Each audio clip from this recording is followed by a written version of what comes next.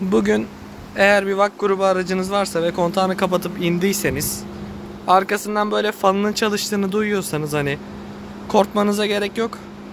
Araç kendini DPF'sini temizliyor, partikül filtresini yani otomatik olarak.